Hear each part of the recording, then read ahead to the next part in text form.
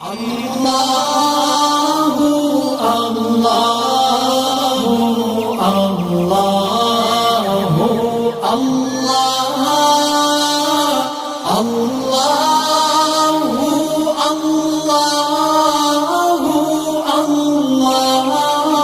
الحمدللہ وکفا والصلاة والسلام علی عبدہ المصطفیٰ اما بعد فاعوذ باللہ من الشیطان الرجیم بسم اللہ الرحمن الرحیم۔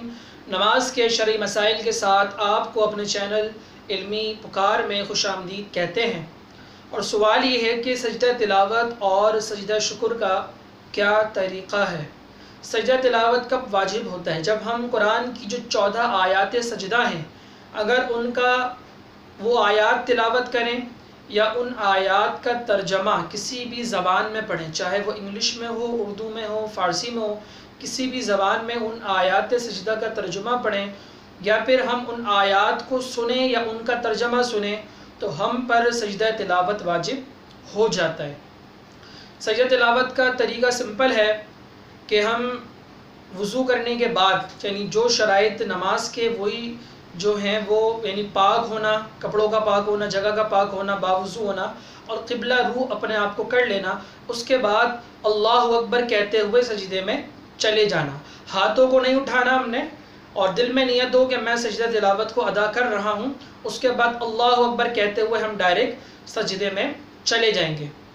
3 مرتبہ سبحان ربی الاعلیٰ جو سجدے کی تسبیح ہے ہم یہ پڑھیں گے، اور اس کے بعد اللہ اکبر کہتے ہوئے ہم سیدھے کھڑے ہو جائیں گے۔ یہی طریقہ جو ہے وہ سجدہ شکر کا، یعنی اگر کوئی آپ کو نعمت ملی ہے اس پہ شکر ادا کرنا چاہتے ہیں تو اسی طریقے سے ہم سجدہ کر سکتے ہیں۔ سجدہ تلاوت اگر بہت زیادہ ہیں، 10 ہیں، 15 ہیں یا اور تعداد میں ہیں، تو پھر ہم ایک سجدہ کرنے کے بعد بیٹھ جائیں اللہ اکبر کہہ کے، پھر اللہ اکبر کہہ کے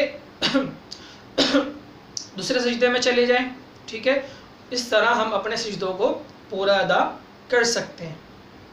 اگلا سوال یہ کہ نماز کی جو دونوں سجدے ہیں ان کی شرعی حیثیت کیا ہے؟ تو نماز کے 7 فرائض ہیں جو انشاءاللہ تعالی ہم آگے ذکر کریں گے۔ ان 7 فرائض میں سے ایک فرض یہ ہے دونوں سجدے کرنا۔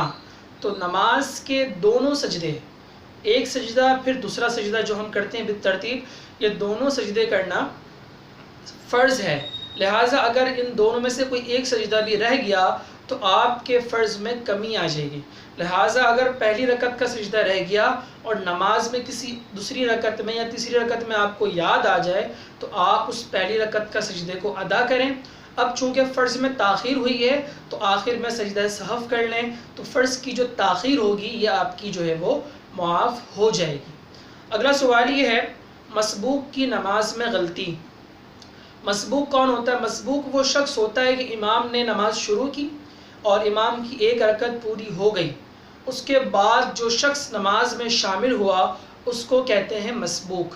یعنی امام کے ساتھ کسی کی ایک رکعت یا 2 رکعت یا 3 رکعتیں نکل جائیں تو اس نمازی کو بولتے ہیں مسبوق۔ اب مسبوق جو امام کے ساتھ نماز پڑھ رہا ہے اور امام کے ساتھ اس نے 2 رکعتیں یا 3 رکعتیں پا لیں، ان 3 رکعتوں میں یا 2 رکعتوں میں جو غلطی اس سے ہوئی تو اس کا کوئی ازالہ نہیں ہے، کیونکہ وہ امام کے پیچھے ہے، اس کی جو غلطی ہے وہ کاؤنٹ نہیں ہوگی۔ لیکن اس نے 3 رکعتیں امام کے ساتھ پڑھی، اس کے بعد چوتھی رکعت جب وہ اپنی ادا کر رہا ہے اور اس چوتھی رکعت میں اس سے کوئی غلطی ہو جاتی ہے سورہ فاتحہ میں یا سورت ملانے میں یا تحیات میں یا کسی اور چیز میں، اب اگر کوئی غلطی ہوئی جو وہ رکعت تنہا پڑھ رہا ہے تو اس رکعت کی غلطی کو ٹھیک کرنے کے لیے آخر میں اس کو سجدہ سہو کرنا پڑے گا۔ اگلا سوال یہ کہ نابالغ بچہ امامت کر سکتا ہے یا نہیں کر سکتا؟ نابالغ بچہ جو 12 سال سے کم ہوتا ہے تو وہ اپنے ہی جیسے نابالغ بچوں کی امامت کر سکتا ہے، کسی بالغ بچے کی امامت یا بالغ آدمی کی امامت وہ نہیں کر سکتا۔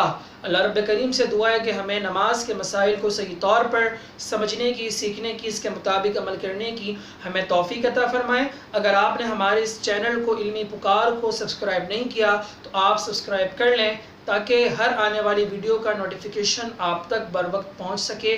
اللہ ہمیں ناصر ہو۔ وما علینا الا البلاغ المبین۔